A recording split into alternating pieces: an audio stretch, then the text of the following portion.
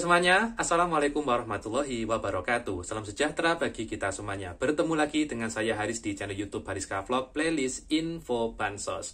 Pada kesempatan kali ini ada sesi sharing saja ya. Jadi ini sharing pengalaman saya terkait adanya penerima manfaat PKH yang kemarin sempat berkonsultasi kepada saya karena bantuan PKH-nya itu tidak cair. Sebelumnya untuk profil dari penerima manfaat yang konsul kepada saya adalah penerima manfaat baru ya. Jadi KPM ini dia baru masuk di tahun 2021 ya, karena adanya penambahan validasi by system saat adanya pandemi COVID-19. Jadi KPM ini baru masuk dan sempat bantuannya cair beberapa tahap ya, entah 1 atau 2 tahap saya lupa.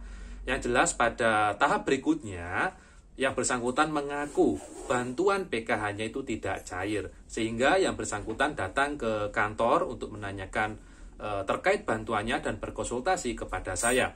Alangkah terkejutnya saya ketika mengetahui terkait hasil analisa dari bantuan sosial dari si klien atau penerima manfaat ini. Nah, kira-kira permasalahannya apa dan hasilnya bagaimana? Kita akan ulas ya dan ceritakan pada video kita kali ini. Maka dari itu pada sesi kali ini kita akan ada sesi sharing informasi dan sharing pengalaman terkait permasalahan Bansos PKH. Nah, seperti apa informasi atau cerita lengkapnya? Kita simak informasi berikut ini. Baik Bapak Ibu sekalian, jadi yang tadi saya sampaikan ya terkait adanya penerima manfaat yang bantuan PKH-nya itu tidak cair, itu dia datang kepada kami untuk konsultasi Bansos. Jadi pada tahun 2022 ini, yaitu pada pencairan, kalau tidak salah tahap kedua kemarin ya, itu bantuan PKH-nya mengaku tidak cair ya. Tapi setelah kita cek dengan data yang ada di data bayar, di data Bansos ya, itu ternyata KPM ini sebenarnya cair bantuannya. Jadi cair sebenarnya, ada nominalnya. Kartunya juga tidak tertukar. KTP-nya dengan kartu KKS-nya itu sama atau tidak ada kendala administrasi. Dan secara perbankan setelah dicek di bank juga memang betul ada uang yang masuk. Tapi kenapa kok KPM ini mengaku bantuannya tidak masuk? Akhirnya usut punya usut ya, setelah kita cek dan telusuri lebih lanjut, kita juga menanyai kepada KPM terkait beberapa pertanyaan, ternyata didapati ya bahwasanya bantuan itu ternyata sudah diambil ya. Bantuannya sudah diambil. Nah, KPM ini tapi merasa tidak pernah mengambil bantuan PKH itu sama sekali ya di kartu merah putihnya.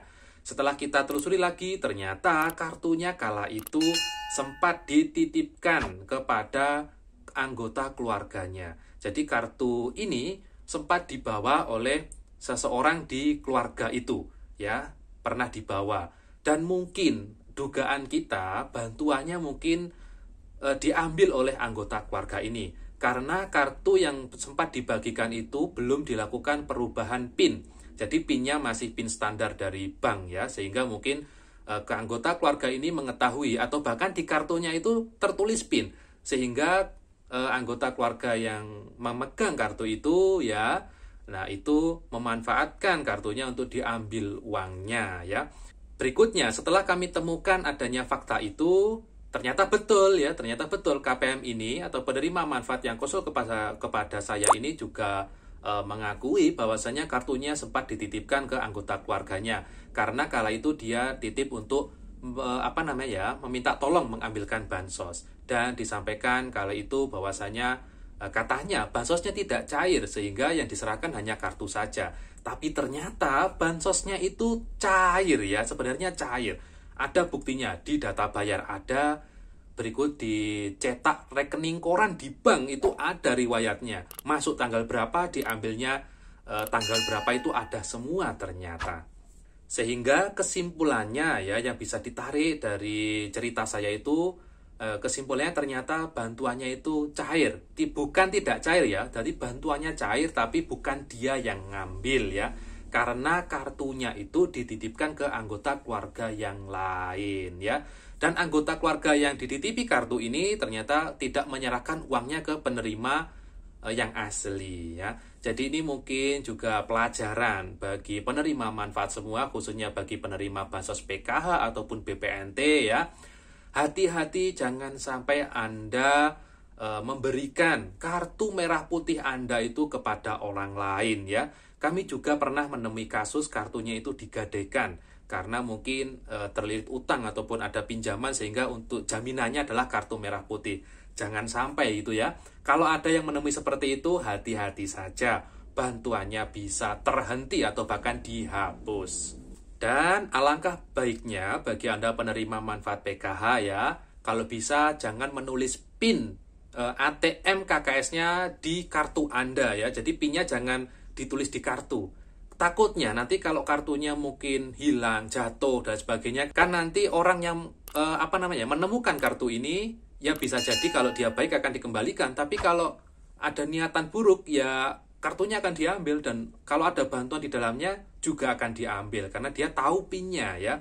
Sehingga jangan sampai menulis PIN di kartu KKS. Kalau kartu KKS-nya hilang, segera laporkan ke pendamping agar nanti dibuat keterangan kehilangan ya, baik di kepolisian dan nanti minta ke bank untuk cetak kartu baru sesegera mungkin. Jadi agar bantuan yang ada di kartu yang hilang itu bisa segera terblokir, seperti itu ya. Nah, tadi itu sedikit cerita ya terkait KPM yang mengadu bansosnya tidak cair. Ternyata cair, tapi yang mengambil bukan dia. Jadi di sini ada beberapa pesan yang tadi disampaikan. Pesan yang pertama, kartunya silakan Anda pegang sendiri. Jadi kartu KKS itu silakan Anda amankan sendiri. Berikutnya, apabila memang terpaksa minta tolong ke tetangga ataupun ke keluarga untuk mengambilkan uang, pastikan nominal bansos yang diterima ya itu sesuai dengan data bayar ya. Jadi data bayar itu ada di pendamping. Jadi pendamping itu punya data bayar filenya ya. Untuk mencocokkan harus sama nominal uang yang masuk di kartu KKS ini.